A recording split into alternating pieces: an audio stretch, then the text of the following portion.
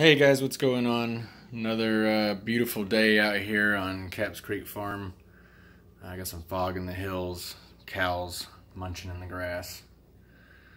I love my farm. It's such a beautiful place. Anyways, okay, so today I'm going to make a pretty quick video about how to prepare these jars to put your grain in that we did in another video. This will be pretty short. It's pretty easy. Once again, I can only use one hand, so I apologize in advance. I can't talk and work at the same time.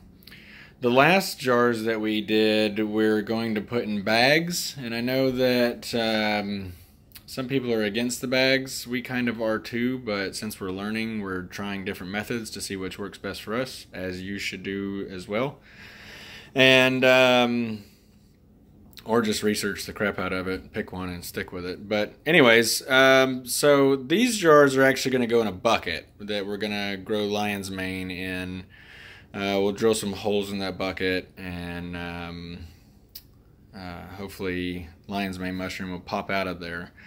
So a quick overview of what we're going to do. We're going to drill a hole in the top of these things. That allows for gas exchange. So while your mycelium is growing, it's going to be releasing carbon dioxide. So just like us, mushrooms actually breathe oxygen and release carbon dioxide. And so that gas has to go somewhere or they'll suffocate. And so what you're going to do is drill a hole in the top of each of these.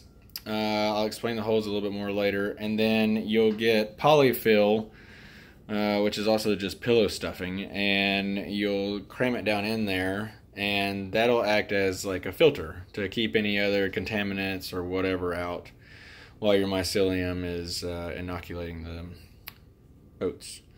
So actually the jars are pretty cheap.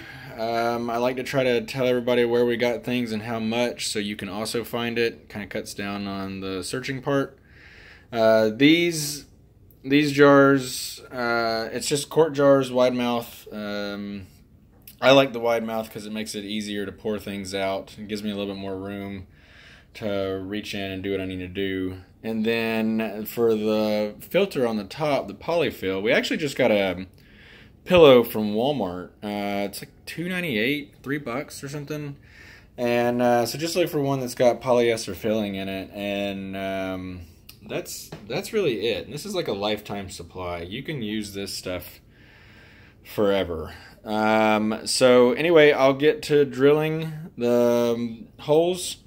Last time I used this 3/8 bit, and it made it a little big, so I'm going to try the 5/16 and see how I like that this time.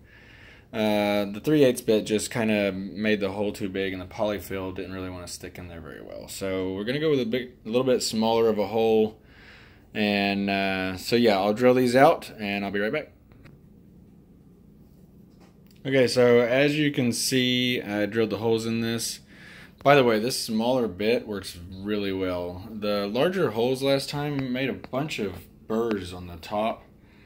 This one kind of made them pretty clean. I'm still going to kind of clean those out a little bit better, and then wash these out so I don't have metal shavings in here. The reason I drilled it with the lids on, which probably isn't the safest way, is because I literally can only use one hand right now, and so I have to hold the jar between my feet and drill the holes, and trying to hold the lid somewhere else to drill the holes is kind of complicated. So I would advise that people take them out if you have two hands and drill the holes that way. Some safer method, but this is what I got. So you can take whatever you want and stick it in there, kind of ream it out a little bit so you get rid of these burrs. Don't cut your finger when you're putting the polyfill in, or mess up your syringe when you're trying to inoculate the jars.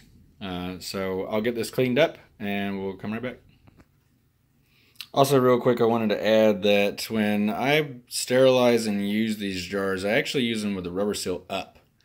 That helps after you sterilize them and inoculate them and they sit for 2 or 3 weeks. It really helps just to get that seal off there without, or the top off without that seal kind of getting stuck to it.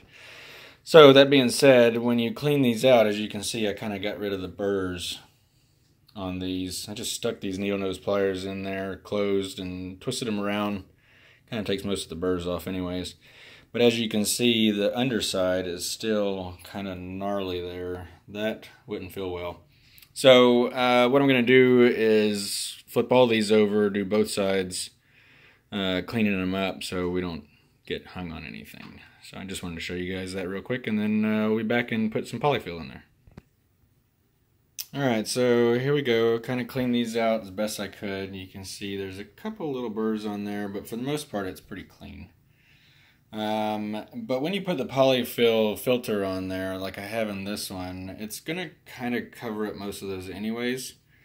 It's not too terribly a big idea, but you still want to kind of keep it clean. And that's about all you really need. It's a pretty small amount. I'm going to go ahead and finish this video up, because that's really all you need to know. For now, the jars are pretty much done, so you can wash them out and leave them to dry while your grains, oats, rye berries, whatever you're using is soaking overnight. And then tomorrow we'll get back at it, and we'll actually I'll show you how to get that into here and the proper ways to do that, and we'll go through sterilization and all that good jazz tomorrow. So thanks for watching, and I'll see you guys tomorrow.